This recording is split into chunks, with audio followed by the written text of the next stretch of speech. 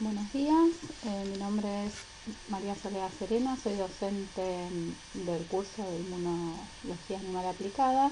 En esta oportunidad vamos a hacer un repaso en referencia a las pruebas diagnósticas clasificadas como pruebas terciarias. Si recordamos un poquito en el cuadro y a la clasificación de estas pruebas, dentro de las pruebas terciarias teníamos a la seroneutralización, a la seroprotección y también a la afilaxia cutánea pasiva, las cuales necesitaban un sustrato vivo, ¿sí?, para su desarrollo, como puede ser un cultivo celulares o animales de laboratorio.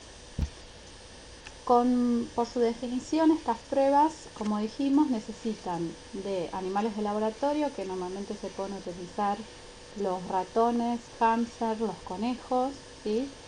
Y por otro lado también los cultivos celulares primarios o de línea celular, que generalmente en el laboratorio se utilizan los cultivos celulares de línea, ¿sí?, que son los comerciales. Algo muy importante a tener en cuenta cuando estas pruebas son utilizadas para el diagnóstico de alguna enfermedad, que a diferencia de las pruebas primarias y de pruebas secundarias, las pruebas terciarias requieren de que la muestra, ¿sí?, sea tomada en condiciones de esterilidad, ¿sí?, debido a que van a ser luego inoculadas en animales de laboratorio, como dijimos, o en cultivos celulares. Es fundamental que la muestra sea tomada en condiciones de esterilidad. Entonces, ¿cómo nosotros nos aseguramos que esa muestra es tomada en forma estéril? Utilizando, por supuesto, una jeringa y una aguja nueva, ¿sí?, y estéril. Y en el caso luego de la extracción, lo que podemos hacer es, sin sacar la aguja, ¿sí?, de la jeringa, encintar esta unión para evitar que en el transporte se separe la jeringa de la aguja y directamente enviarla de esta manera refrigerada al laboratorio. Luego en el laboratorio, el laboratorista, en condiciones de esterilidad, dentro de un flujo laminar, se encargará de separar el suero, ¿sí?, del coágulo para proceder a la prueba diagnóstica. Otro método que se puede utilizar es la incorporación de tubos de este estilo, que son los tubos que se denominan Vacutainer, donde tienen una especie de vacío donde directamente la aguja está insertada en la tapa. Luego, una vez de la extracción, se rompe esa unión y entonces no hay manera de tener que abrirlo de alguna manera este tubo, y por lo tanto se mantiene la esterilidad de la muestra, ¿sí? Cuando nos referimos a la prueba de seroneutralización, el fundamento de esta prueba consiste, ¿sí?, en la neutralización de la actividad de un microorganismo o de un producto, como puede ser una toxina, ¿por acción de quién? De los anticuerpos específicos presentes en la muestra. En este caso, generalmente la muestra que utilizamos es suero de un animal a testear. Entonces, ¿qué es lo que se visualiza, digamos, o se evidencia con esta prueba? Es la neutralización de la acción por medio de los anticuerpos presentes en la muestra del animal. Como vemos acá, podemos hacer neutralización de bacterias, del producto, ¿sí?, de ellas, como de toxinas, o la neutralización viral, que es lo que normalmente uno puede estar acostumbrado a escuchar para el diagnóstico de algunas enfermedades. En este ejemplo, donde observamos de que si en unas condiciones de infección normal, la partícula viral encuentra sus receptores en la célula huésped, se fija, ¿sí?, comienza su ingreso por alguno de los mecanismos, dependerá del virus. Una vez dentro de la célula, libera su contenido genómico, comienza la replicación y la traducción de las proteínas para generar nuevas partículas. Y mientras hace todo su ciclo, genera un daño en esa célula huésped hasta destruirla, ¿sí?, en muchos de los casos, dependerá del virus. Ahora bien, por la presencia de anticuerpos, ¿sí?, específicos contra este virus, lo que van a hacer ellos, van a neutralizar, ¿sí?, uniéndose a determinadas porciones de esta partícula viral, y de esa manera, al neutralizarlo, impiden que se una a los receptores específicos en la célula huésped. De esta manera impiden que el virus ingrese, infecte a la célula, y por lo tanto no produzca su daño en ella, ¿sí? Por eso hablamos de que neutraliza la acción viral. Muy bien. Dentro de las características principales de esta técnica, es importante resaltar algunos puntos, ¿sí? Muchas veces tiene una interpretación biológica que se correlaciona con la protección. Nosotros podemos, a través de esta técnica, determinar el título de anticuerpos y generalmente cuanto mayor es el título podemos correlacionarlo con una protección, ¿sí? O con una infección reciente o una infección aguda, ¿sí? Crónica, perdón. Lo que sí no son pruebas que permiten diferenciar entre animales infectados y animales vacunados, debido a que no tienen la manera de discriminar, ¿sí? Este tipo de diferenciación. Los anticuerpos neutralizantes, que son los detectados por esta prueba, permanecen en el individuo durante muchos años, y muchas veces durante toda la vida. Eso es importante a la hora de tener en cuenta al momento del diagnóstico y la interpretación de acuerdo a la enfermedad que estamos diagnosticando. Son pruebas de alta sensibilidad y alta especificidad y son métodos muy sensibles generalmente para aislamientos virales como también para cuantificación de anticuerpos neutralizantes. Lo que sí, quizás la desventaja que tiene es que son métodos que requieren tiempo, entre 48 y 72 horas de incubación mínimamente para hacer una lectura, y una infraestructura y un entrenamiento del operador un poco más sofisticado que cualquier otra de las pruebas que ya hemos visto entre las primarias y las secundarias, debido a que requiere, como dijimos, condiciones de esterilidad, condiciones de mantenimiento de cepas virales, ¿sí? El trabajo en sí debe realizarse con flujos laminares, por lo tanto, no todos los laboratorios tienen la capacidad de poder realizarlo. Entonces, en la seroneutralización, o también conocida como virus neutralización, lo que nosotros determinamos es el grado, ¿sí?, de neutralización y lo calculamos de acuerdo al porcentaje de reducción del efecto citopático observado por el virus, ¿sí? Como dijimos, vamos a utilizar como soporte un cultivo celular, ¿sí? Y obviamente es una técnica que se debe estandarizar en cada laboratorio y dependiendo de cada virus al cual nosotros vamos a diagnosticar. Si bien tiene un fundamento que es común para todas, el procedimiento en sí va a depender del tipo de virus en cuestión. Principalmente lo que vamos a observar es, como dijimos, la presencia o la ausencia de efecto citopático característico del virus.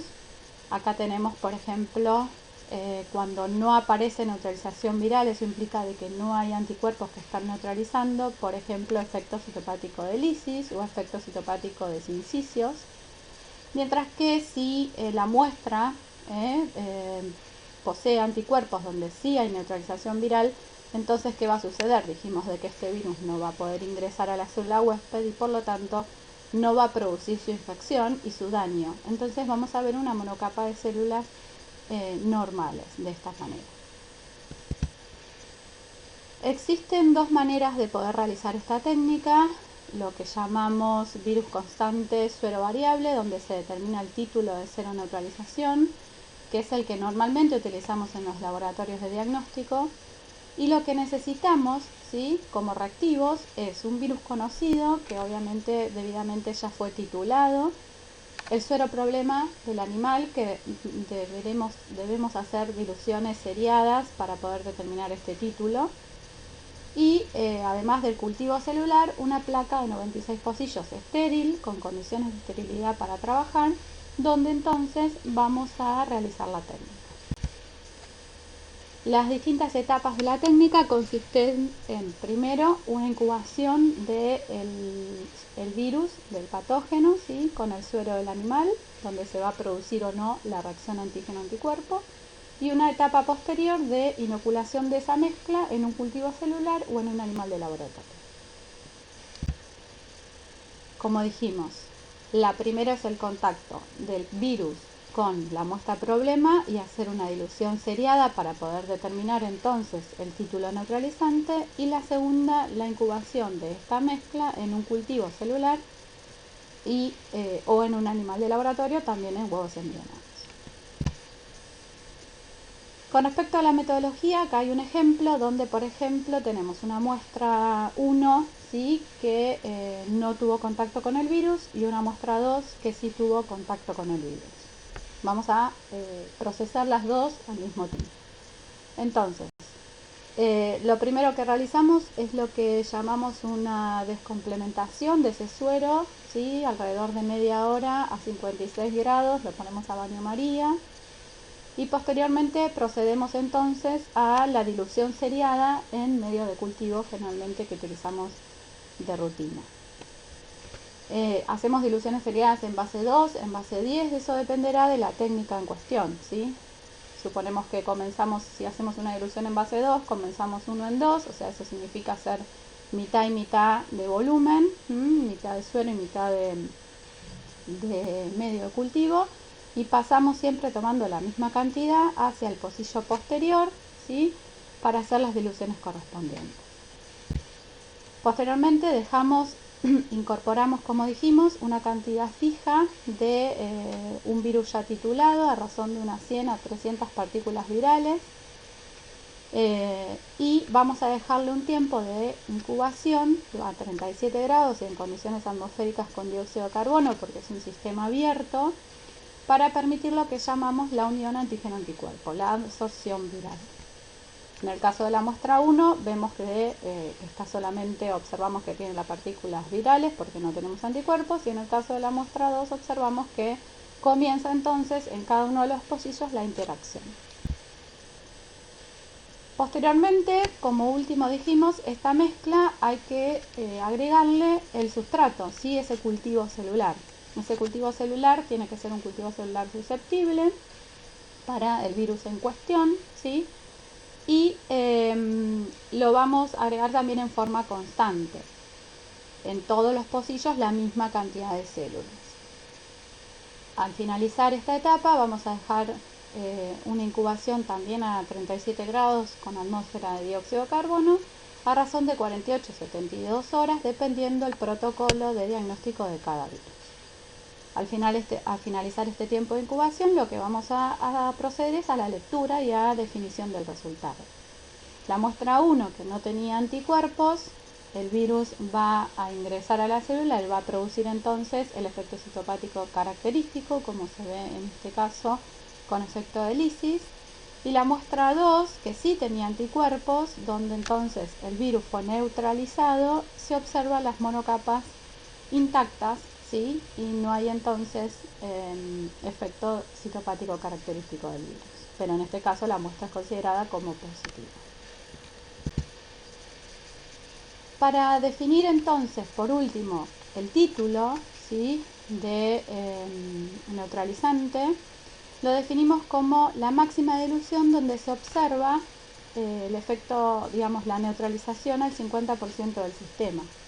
Si nosotros dijimos que hacíamos diluciones seriadas, por ejemplo, de 1 en 4, comenzando por 1 en 4, pasamos a 1 en 8 y en 1 en 16, observamos entonces que el título de este ejemplo, ¿sí?, para la muestra 2, que es considerada positiva porque tiene anticuerpos que están neutralizando, el título definido es de 1 en 8. ¿Y por qué? Porque es la máxima dilución donde nosotros observamos, ¿sí?, de que hay neutralización viral por presencia de anticuerpos. Algo importante para finalizar es que, como toda prueba, siempre debemos incluir controles, y en este caso se utilizan control de virus, donde solamente en uno de los pocillos o dos de los pocillos de la placa incorporamos partículas virales con el sustrato nada más, para observar que el efecto isopático sea correcto, ¿sí? Un control de células, donde solamente incorporamos cultivo celular, por lo tanto debemos ver una monocapa intacta. Y en algunos casos también podemos incorporar lo que denominamos un control de toxicidad, donde solamente combinamos la muestra problema y el sustrato. ¿Por qué hacemos esto? Porque algunos componentes del suero, asociados a algunos medicamentos o a veces vacunación o algún tipo de alimentación en algún momento del año, generan de que el suero tenga algún componente que da un efecto tóxico en las células y no dejan que estas células crezcan en forma normal. Pero como sabemos nosotros de que no incorporamos partículas virales, entonces lo definimos como tóxico y podemos pedir una nueva muestra al veterinario, porque en el caso de no hacer este control, podríamos confundirnos a la hora del diagnóstico y darlo como positivo, ¿sí? Si esta muestra no fuera tóxica, lo que tendríamos que observar es una monocapa intacta, ¿sí?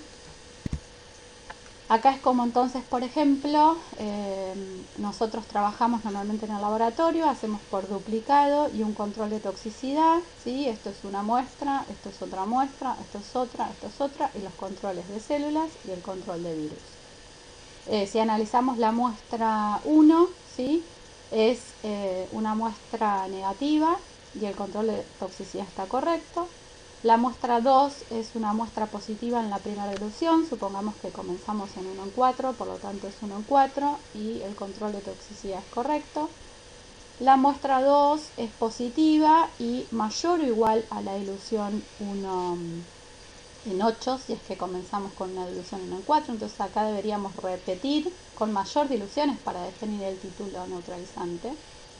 Y en la muestra 4, por ejemplo, nosotros hacemos por duplicado, vemos de que hay un error en la técnica, puede haber sido por manipulación, por el operador, entonces nunca nos puede dar un pocillo, ¿sí? Y el otro pocillo no, entonces en este caso esta muestra debe repetirse. Y los controles correctos, ¿sí? La monocapa normal para el control de células y el efecto citopático para el control de virus. Algo interesante es al momento de definir el resultado, ¿sí? Al momento de recepción de la muestra y poder pedir una segunda muestra y definir una seroconversión, ¿sí? ¿Se acuerdan los picos de las distintas inmunoglobulinas? Entonces nosotros, por ejemplo, en el día 1 de recepción de la muestra tenemos un título de seroneutralización de 1 en 4 y queremos repetir a los 15-21 días y observamos un título de 1 en 128, o sea que hay una seroconversión positiva porque aumentaron entre 3 o 4 veces más que la primera muestra, ¿sí? Esto implica de que hay una infección aguda. Mientras que, por ejemplo, si nos puede dar otra forma de resultados, que el día 1 la muestra nos dé negativa, pero que el veterinario insista de que tiene problemas, por lo tanto esperamos unos 15-21 días para repetir la muestra y en ese momento sí obtenemos un título 1 en 64. Acá también hay una seroconversión positiva y esto puede ser por el límite de detección de la prueba, ¿sí? O que en el momento de la toma de la primera muestra todavía los niveles de anticuerpos están a nivel de que está subiendo y no son capaces de ser detectados. Por eso la importancia de siempre considerar el pedido de una segunda muestra y definir la seroconversión de acuerdo a la cuantificación de esos anticuerpos. Muy bien, por último, como resumen, definir entonces la interpretación de los resultados es la presencia o ausencia de efecto citopático. En una muestra positiva, el efecto citopático no está visible porque el virus está neutralizado, por lo tanto no ingresó a la muestra problema. Y en una muestra negativa, donde no hay anticuerpos, entonces el virus está libre, puede ingresar y se observan los distintos tipos de efecto citopático característicos de cada virus. Mientras que si utilizamos animales de laboratorio vamos a observar la presencia o ausencia, ¿sí? de determinados signos clínicos, incluso muerte del animal, de acuerdo si hay un suero positivo donde no se observan lesiones y en un suero negativo donde sí se observan porque entonces está el virus libre y produciendo entonces la enfermedad. ¿Para cuándo se utilizan? Esta técnica se utiliza a nivel de investigación para muchos agentes, pero a nivel de diagnóstico, ¿sí? Son técnicas que se utilizan en forma obligatoria para el control de la arteritis viral equina, para la enfermedad Auschwitz o pseudorrabia, ¿sí? También para herpes equinos, para rinotraqueitis infecciosa bovina, para diarrea viral bovina y también para la neutralización de distintas toxinas a nivel de alimentos como Clostridium botulinum particularmente.